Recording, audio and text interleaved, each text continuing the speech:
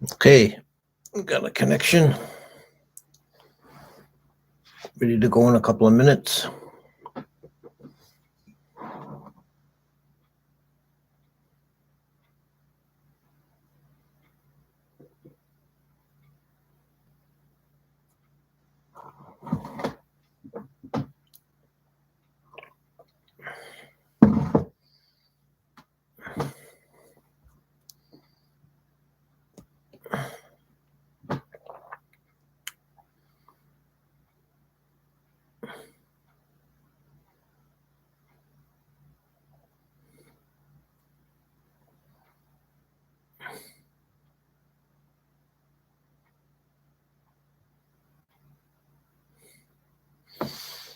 Weather is really crappy here today.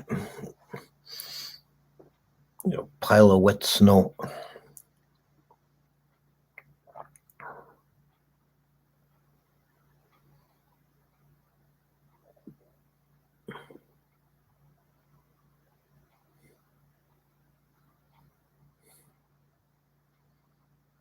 Okay. Namo tassa bhagavato arahato sama sambuddhassa.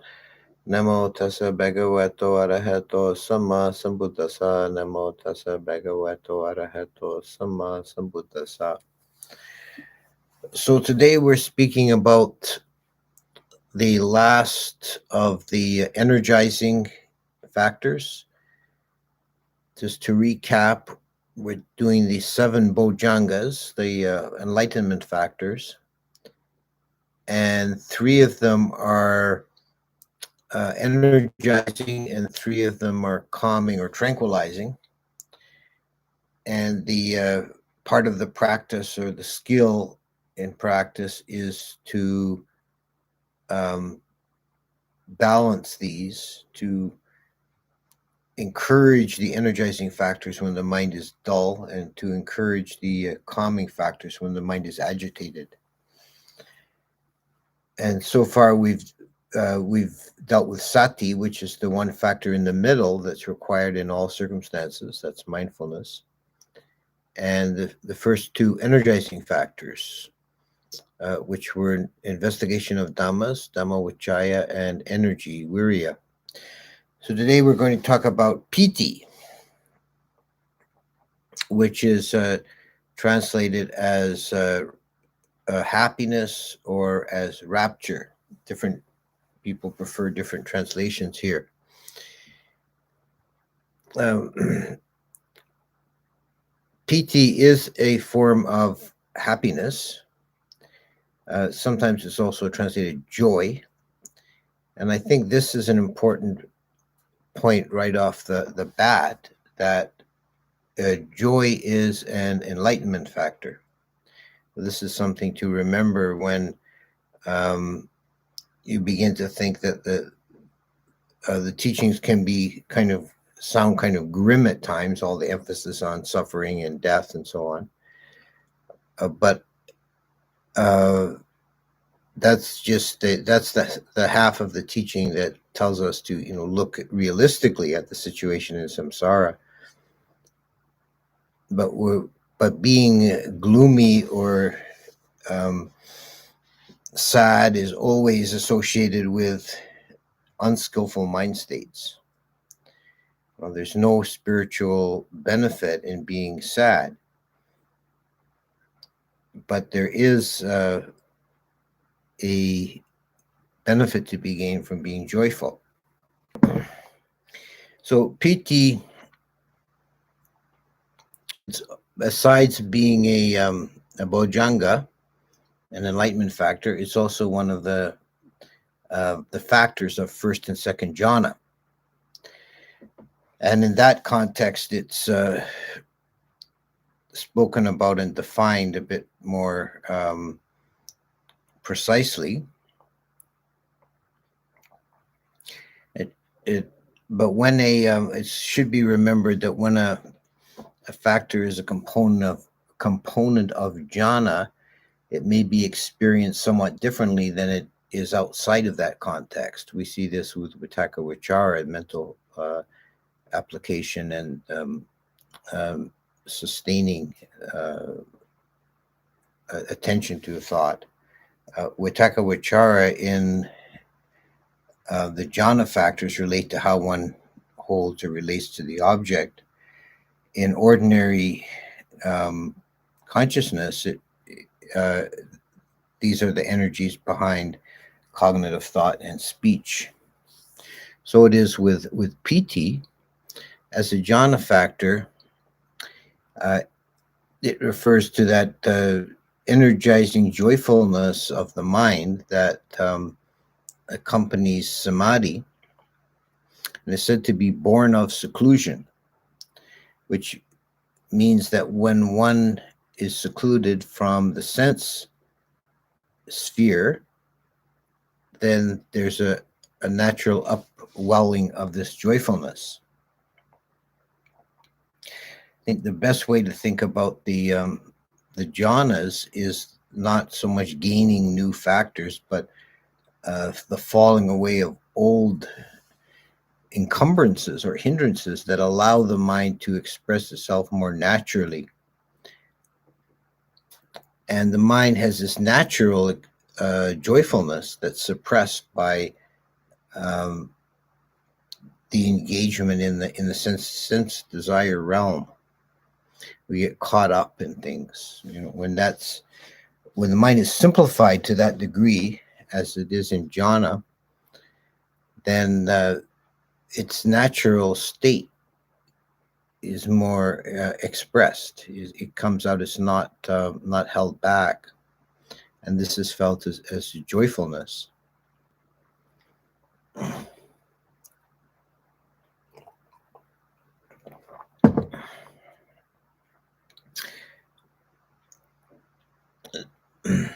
Another jhana factor closely associated with Pīti is sukha, which is usually translated bliss.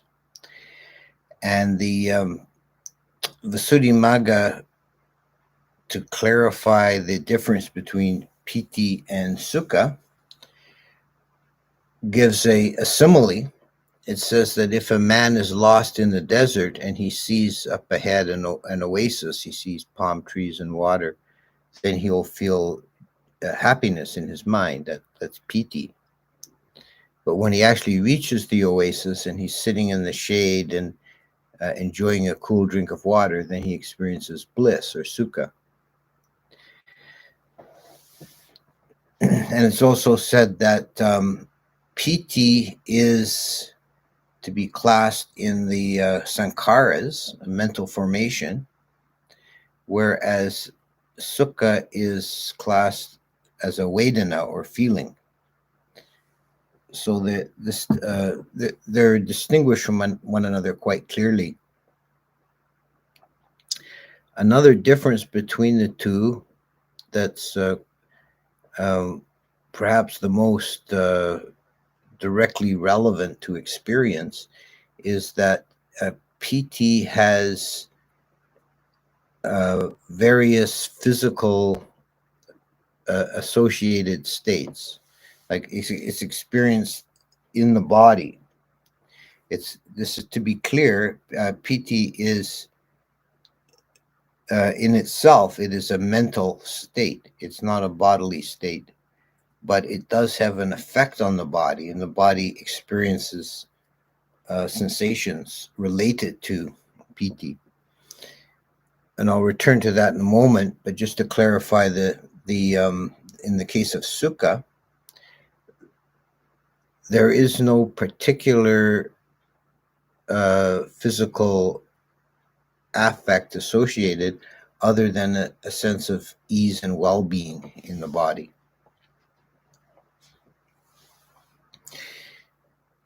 The physical associations with Pīti are many and varied, and they'll be experienced by meditators in different ways. Common ones are like goosebumps or tingling or spine rushes.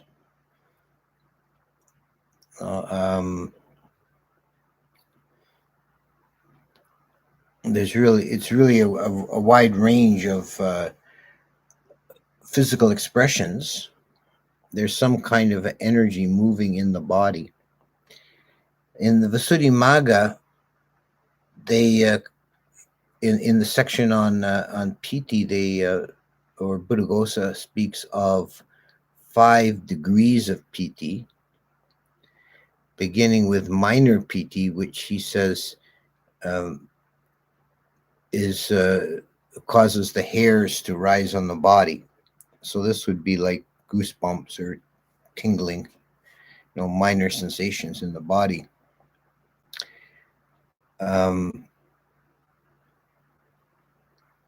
Then the next one is, let me see, I'm going to miss one. I'm just going to refer to the text here.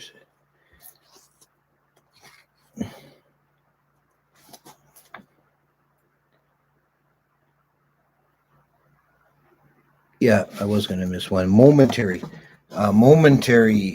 Pīti, which is felt like flashes. It's not a steady sensation. It's a kind of momentary rush. And showering Pīti is the third, which comes in waves. So this might be like a spine rush or just like a wave passing through the body. Then the fourth is what's called uplifting Pīti.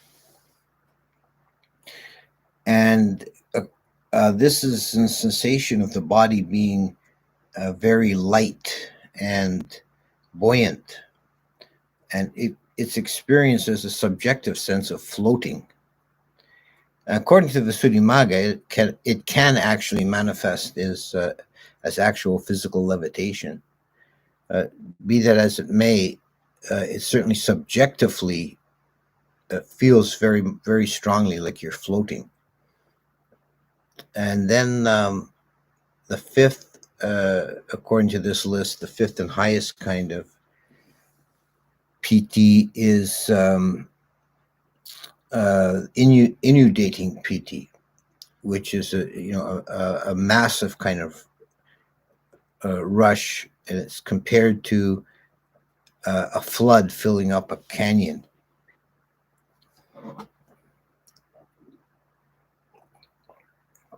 And this raises a kind of interesting point that I think might be of some importance.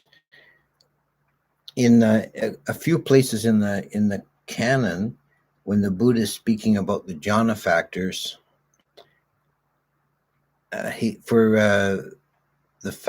for second jhana, which is that jhana which is most associated with Pīti, it's the strongest in second jhana.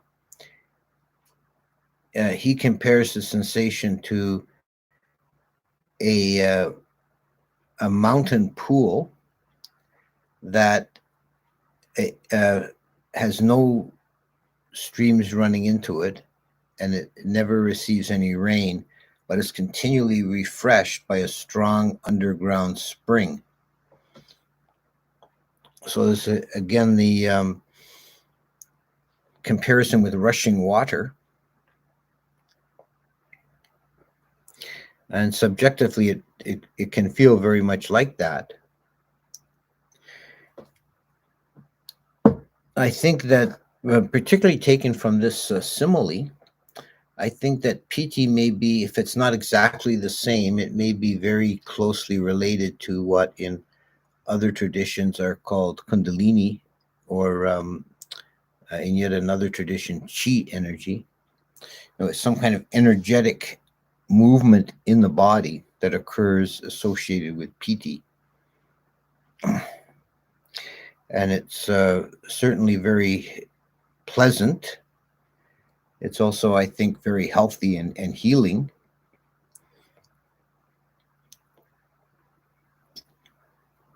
So it's something to certainly be aware of when it occurs, and not to attach to it, not to become obsessed with it.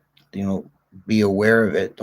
Certainly don't try and block it, but also don't don't become too enamored with it, because it is, in one sense, it's a phase. Pīti gives way to sukha, which is a higher, more refined condition.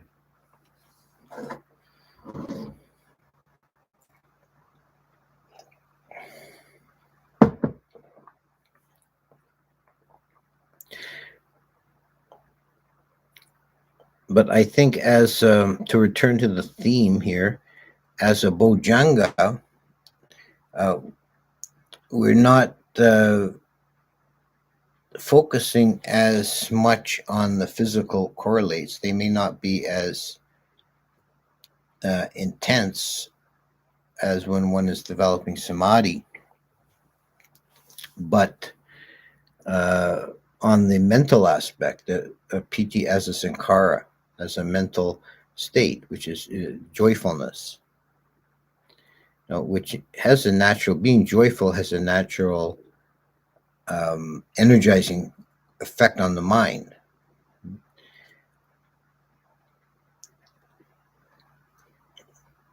When the mind is devoid of joy, if the mind is sad or depressed, there's a lack of energy.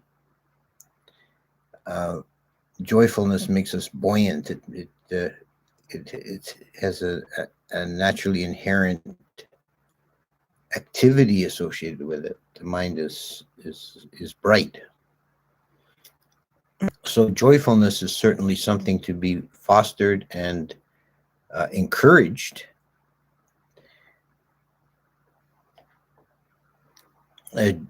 Joy also as a feeling.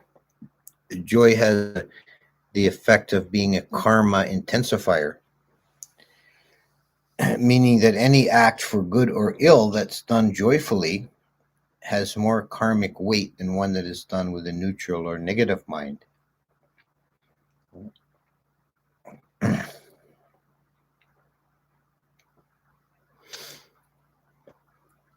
So taken together with the other energizing factors, we have investigation of states, G and joy.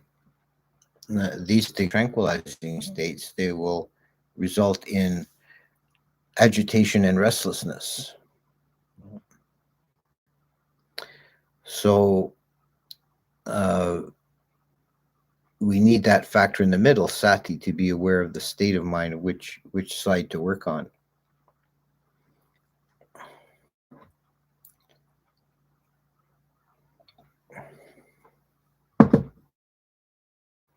And all these three factors, the three energizing factors, they work together in harmony. If you're energetic, you're going to be joyful. There's a joyfulness in being energetic, and you're going to naturally want to explore and investigate. And if you start investigating, that will energize you. The mind is then engaged in a process, and it's inherently a joyful one. And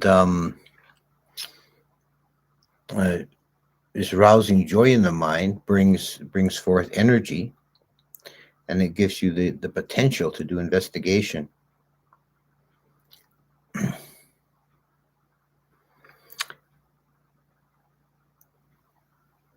Okay, so I'm seeing in the chat that some people are saying that the sound is glitching. I think the internet connection is not real good today because we're having very crappy weather here. There's a wet snowstorm going on right now, and that's interfering with my satellite upload. I get the occasional flashes, the message from YouTube that my connection is unstable. So I think I've pretty well said what I need to say about Pīti, and I'll stay on and answer questions for a while and see what happens if the internet stays up for me.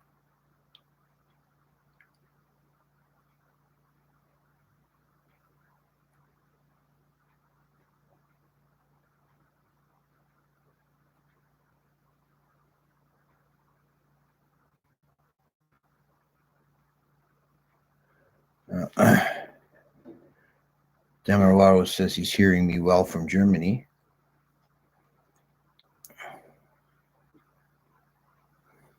Here's a question here.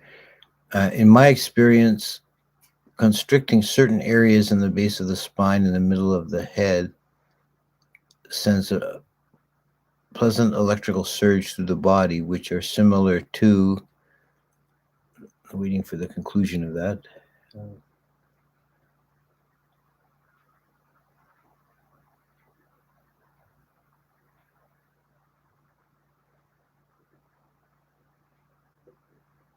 Okay, I don't know. That may have. Okay, I mean, he's either not finished or it's crapped out. But I think I get the gist of what he's asking here. I think I get the gist of what he's asking here. There, yeah, there. As I said, there is a mental aspect and a physical aspect to Pīti, and the two are coordinated. And in our Buddhist practice, we emphasize primarily the mental side, and that will naturally bring forward some of these physical effects.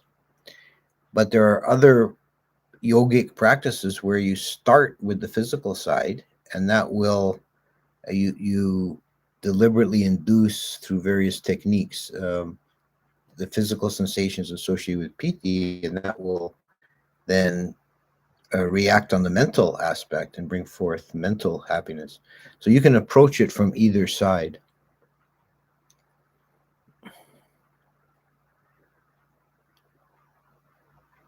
How does one actually raise Pīti outside of Samadhi?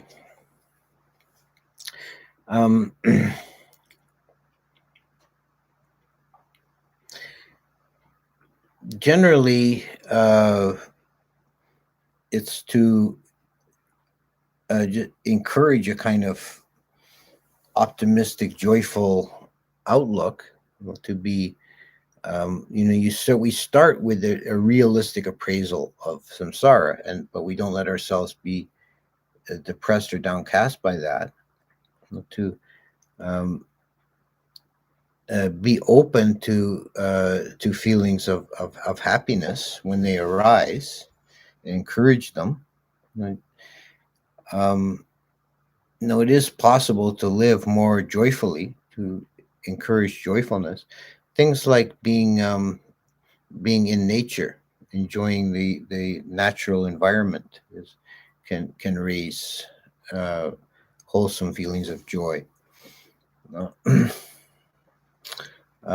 Being at ease and keeping the precepts and being moral and ethical is also encourages joyfulness, because you then have no regrets and remorse. Can you elaborate on the distinction between Pīti and Sukha? As you said, it is a mental formation with bodily manifestation. Sukha seems more mental than bodily, but I'm still not sure. Yes, well, the technical distinction, as defined in the Abhidhamma and in the Visuddhimagga, is that Pīti is a mental formation, a sankhara, and Sukha is a vedana, a feeling. And Sukha will always be present when Pīti is present, but not the reverse. You can have Sukha without Pīti, but you can't have Pīti without Sukha. So Pīti is the kind of the concept of happiness, brightness, joyfulness. It's the mental attitude, let's say. Whereas Sukha is the feeling. It's an emotion. There's an emotional sense of happiness, peacefulness. Bliss is actually a pretty good translation, although it does have the downside of being maybe too exaggerated for mild forms of Sukha. I mean, if you just feel pleasantly happy, you've got Pīti and Sukha both working together, but most people wouldn't call that being having bliss.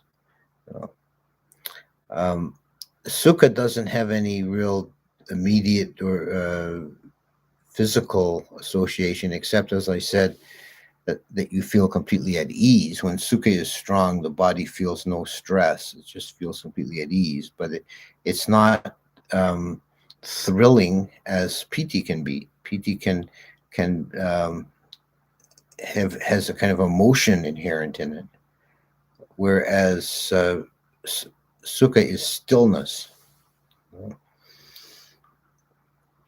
Another analogy is the radiance of the Brahma gods. The Abhasara gods of the second jhana level, their radiance flickers like a torch. That's Pīti. As the radiance of the Subhakina deities of the third jhana level is steady like the moon.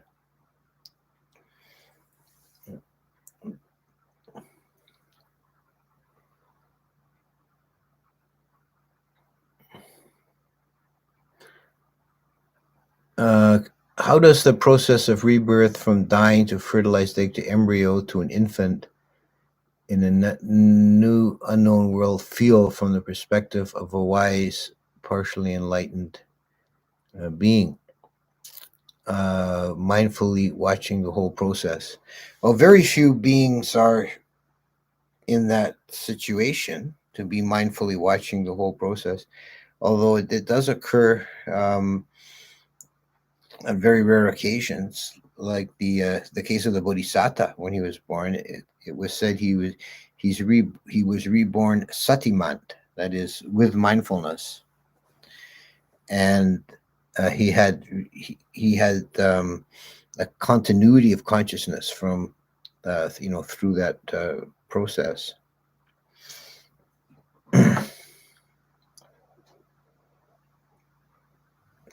There's no real description of no account of how he felt about it, how he subjectively experienced that. I think for the ordinary person who's not satiman, that is, the great majority of us, we're reborn. The experience of death and the transition and rebirth, process of being an embryo, it's so traumatic and overwhelming that all the memories are lost, and it must be very confusing. One thing to note is that the experience of an embryo prior to birth, we do know from after a certain stage of development that they actually have dreams, because they can see the brainwave patterns associated with REM sleep. Now, that's been proven experimentally that embryos dream, so we have to wonder what they dream about. And there has been, I think in Western psychological discourse, there's a bias to seeing the experience of an embryo as being blissful.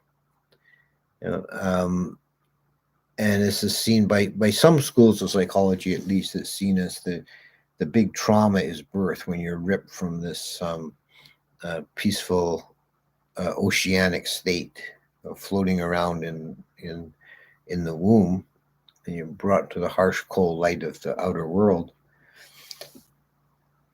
But we find a completely different picture, and there's a passage in the Sutta talking about the birth process, and it talks about the experience of the embryo as being very unpleasant.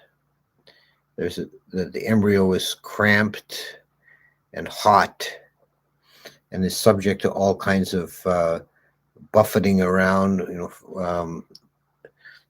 and is in a state of deep confusion.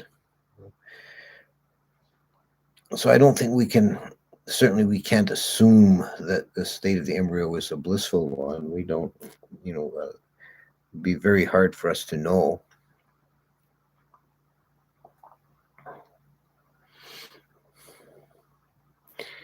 It is another point I would make about this is that there are plenty of anecdotal accounts of very young children like, in the first 2-3 years of life, that have memories of previous lifetimes, and will say, say to their parents something like, when I used to be a airplane pilot.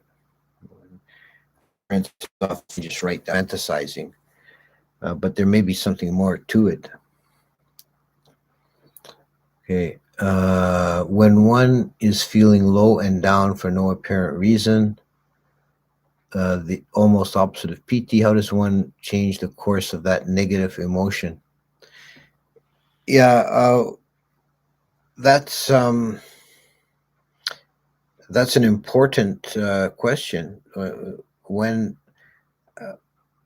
there is a down state in the mind, even up to the point of depression, it's like a heavy weight on the mind, and the mind is being suffocated in a kind of darkness.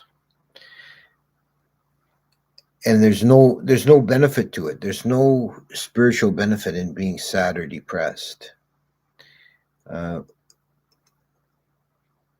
You need to try and get out of it. Now, it's not easy because it's you're caught in that. One way of dealing with it that is to you can't maybe not directly raise the Pīti factor, but try and raise the energy factor and be active. Even if just going for walks or doing some strenuous activity. And also it's been seen by depression is service to others. If you not just making a donation, not just making a donation someplace, but physically putting yourself out there with your body, doing your chores, whatever it might be. If you're doing something not without a direct immediate benefit to yourself, but actively helping others, that is a strong counter to depression. Because one of the aspects of depression is that it's a very self-centered state of mind. It's like the whole universe is contracted to poor me, and you want to get out of that.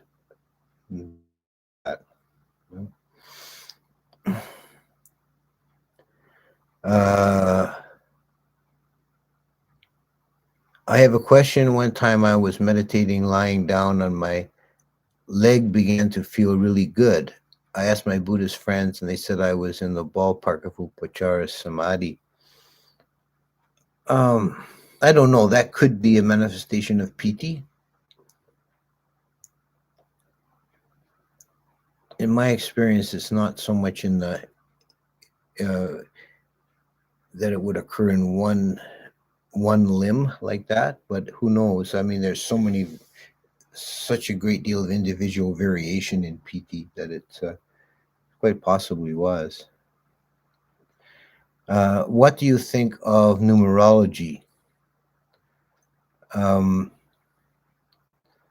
Yeah, no, I don't know anything about numerology. I don't want to comment on that. I've never taken an interest in it.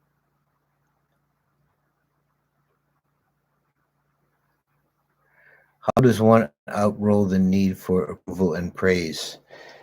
Well, when you get approval and praise, pretty shortly afterwards, you'll probably get the blame and disparagement. They seem to come one after the other. Don't take either one too seriously.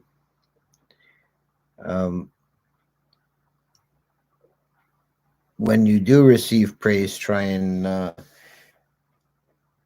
not let it affect your even keel. Try to have an equanimity about it. And the same when you're attacked, when you're called down, try and maintain that equanimity. Or this is what they call the Lokiya Dhammas, the worldly Dhammas. And if you attach to praise and blame, life becomes like a vicious roller coaster ride. you're really happy when someone praises you, and then you're really sad when they criticize you. But if you find that middle ground, you just take it in stride, then you're not obsessed with it, or value it, or even want it. You just carry on. Can Pīti be experienced as perception of inner light or inner sound? No, I wouldn't say that. I would say that those things could bring on Pīti. You can take those as meditation objects, either a visualization of light or the inner sound, but then in themselves are not Pīti, although they might induce Pīti. The experience of Bojjhanga Jnana is described in the Goenka retreat. Does this relate at all to the topic of discussion here? I can't really answer that because I'm not sure what Goenka means by Bojjhanga Jnana. He has quite his own system, and I've not really studied it. Can we send metta towards inanimate objects or sensations? I've heard Ajahn Jeff saying, have metta for your breath. Yeah, I'm kind of not really a fan of that approach. I don't see metta as being directed towards inanimate objects or processes like the breath, as really being, I know it certainly couldn't do any harm, but it's not really the definition of metta as I understand it, which is, may you be well and happy. How do you wish an inanimate object to be well and happy? Or a process like the breath. The person breathing, you want them to be well and happy, but the breath itself is just a partial aspect of that whole being.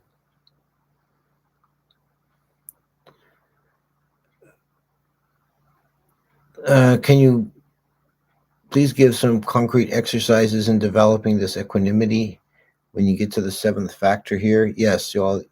Thank you. Well, that is coming. So, how do I spread Pīti around the body like an attendant preparing bath powder with water, like it says in the sutta?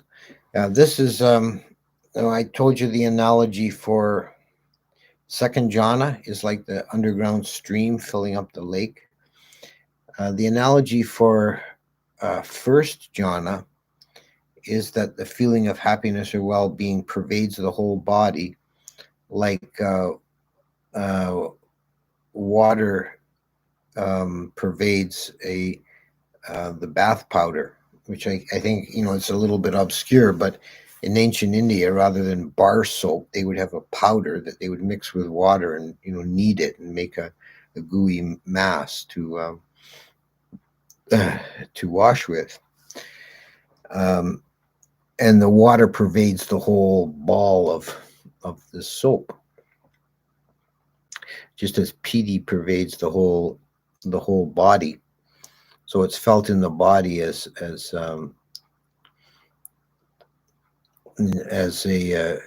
a joyfulness that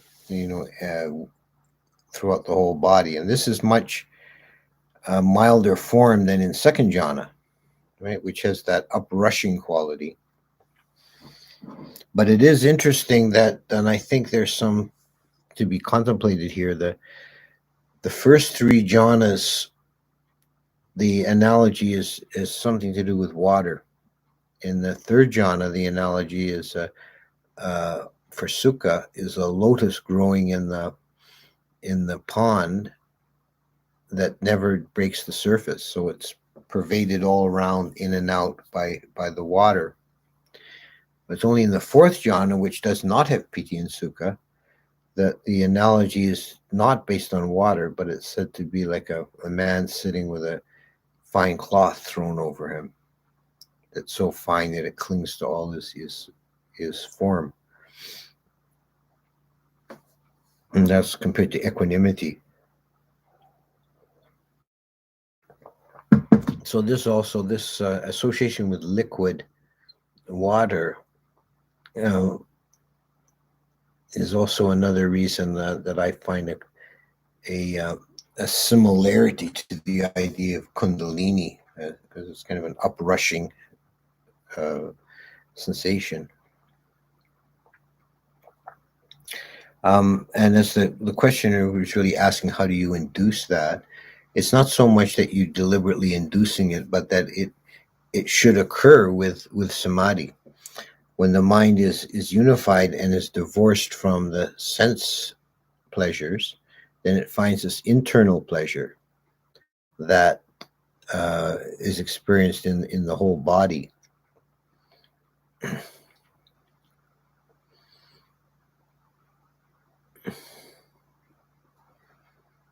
How do you break a cycle of negative thought, emotion,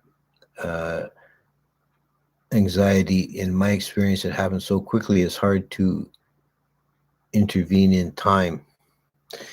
That's practice. You have to, this is the value of doing, some methodical insight practice, to observe the process in the state of detachment and calm. When you're on your cushion in a quiet place, you're not distracted, you observe the process going on in the mind. That's a lot easier than in the middle of a busy day. If some things are going on and you get triggered and you go into this negative cycle. But if you've trained yourself in meditation to observe that, then it becomes possible to observe it happening in daily life. When some situation pushes your buttons, you can notice it and break it before, because you now have some insight into it. You don't have to be taken for a ride by those states. You don't have to be taken for a ride by those states.